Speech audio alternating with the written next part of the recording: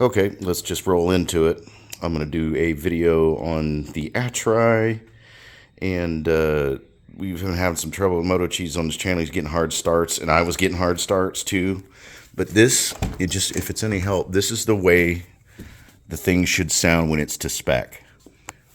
You'll turn the key and you hear, or not. Well, that's the first thing. All right. Well, what we're going to do, just push that pedal one time. And that's how it usually starts every time.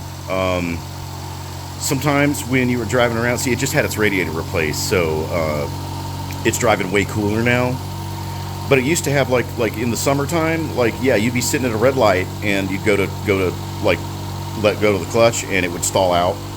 And it was getting hard starts. That was one thing. It sounded just like what Moto Cheese's car was doing. I mean, just turning over, pumping the gas. And it turned out to be the fuel pump. Now, I'm going to do another video because I need to clean off my floor. It's been like all of 6 months, and I just changed clothes. So let me get that done, and I'm going to see if I can squeeze my butt up underneath there and find out where in the hell the fuel pump is, because it should look new. So I'll be back soon. Oh no, man, I don't know. I got some pictures, but literally my chest, I cannot find any good way to get up underneath this thing because my chest doesn't have clearance. Like if I get up underneath it, I can't breathe. But yeah, I got some pictures, so hopefully I'm gonna go look at those and we can see if we caught anything. Okay, let's try this again. All right, the profile of the thing goes back to here. We're marking about this pretty much near the axle. And this new phone's camera is so good. All right, the problem I'm having is, you see this? I don't have enough space to fit under there and breathe. So I'm like holding my breath and trying to take pictures, and they're all turning out terrible. And I can vaguely spot where they've been working, like there's dust on top of it, and there's a little bit of disturbed like dust. So I can see vaguely, and I mean vaguely, where they were working, but I cannot wedge the camera up into there. I'm going to need a bore scope or something, because I cannot get, I mean, there is just no good way I can get up underneath here. Hopefully this video will stay running and I won't hit something like an idiot. Let me try holding it like this. And tell me if this is your tank. Well, you couldn't see nothing up in there anyway. See, and that's the problem I'm having. It runs all the way back to there. What is this?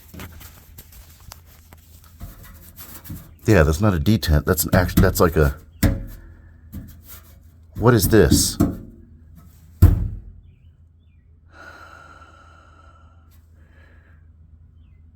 Yeah, there's just no good way I can get up underneath here and get the light I need to show where they replaced that pump at.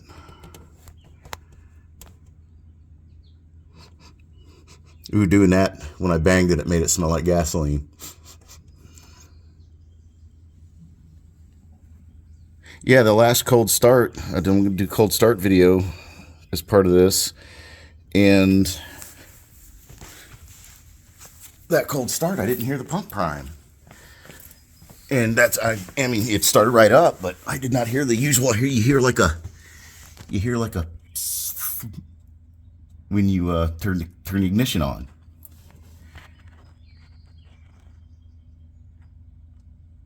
But it is, I want to say, it's up toward the front.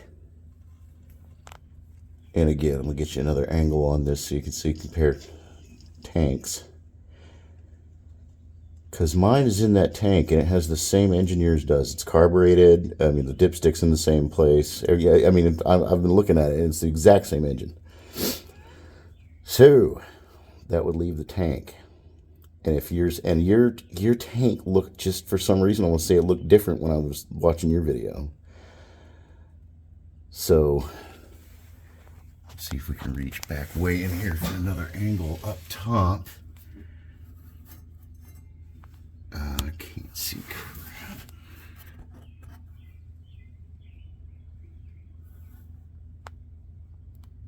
Well,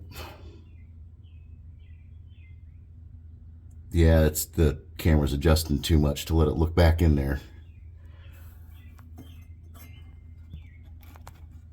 Ooh, does that help?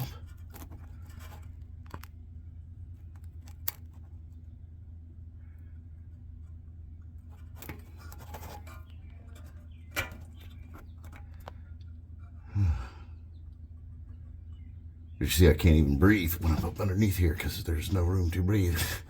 So I gotta stop, catch my breath. But shoot, man, I hope that helps.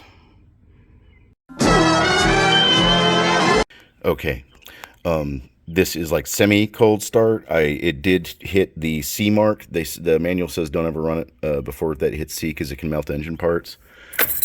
In so many words in Japanese, but and that's how it usually goes.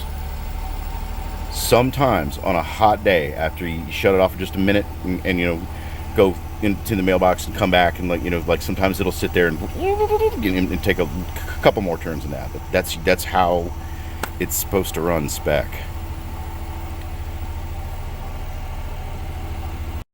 Oh no, I was jamming out to YouTube music in the car. That was totally cool, but no, it stopped. All right, just wanted to add this little snippet onto the end here. This is the new radiator.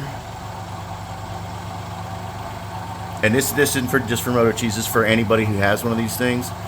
This was the last, like, they said it was rebuilt, but the guys got it and said that they looked inside and it looks like a new one. But, or like a new old stock one. But that was the last one to be had on, in the world. Basically, you can have custom radiators built, but I also wanted to add, this right here was another component, the stock one. I think it's right over here. Yeah, that stock one. See how bad it is, and yeah, I mean it was dripping, and my mechanic noticed it right away and was like, "Well, shit."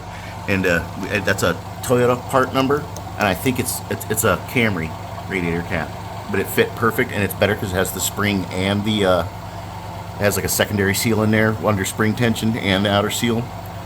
So it worked out perfect, man. Dry as a bone. Love it when a plan comes together. Okay, now, second part of this. This was the old radiator that was in it. If I can do this, get it down with one hand without hurting it. Okay. Don't touch those fins. All right. That is the Daihatsu's old radiator. Very hard to find part. If anybody needs this, that's why I kept it. Here's the caveat. It can be rebuilt, but it's going to need to be rebuilt because you can see it's made of copper. That's why it's heavy, and it's real thin material. So you're going to have to have somebody who can build a copper or build this to this dimension and spec. But the temperature sensor that's turning on that fan right now, it was fused in there to the point where heat, nothing would get it out, an impact, nothing, and it was threatening to rip the tank. So they just backed off and were like, "Hey, do you want to go this?" I'm glad I did because it's running like a top. It's running so good. But yeah, that's my offer to anybody who's got an Atroid turbo and you're having trouble with your radiator system. I will give this to you. Just either come get it or get with me and we'll work something out on shipping it out. It's kind of heavy, but yeah, that is like the last one. I mean, if from this point on, they were kind of rare when they were new. So yeah, from this point on, you're going to have to go with a different radiator and adapt it, make it work, or you have to have one custom built to your specs. But we can get you the specs, or we can get you the parts. So that's a standing offer.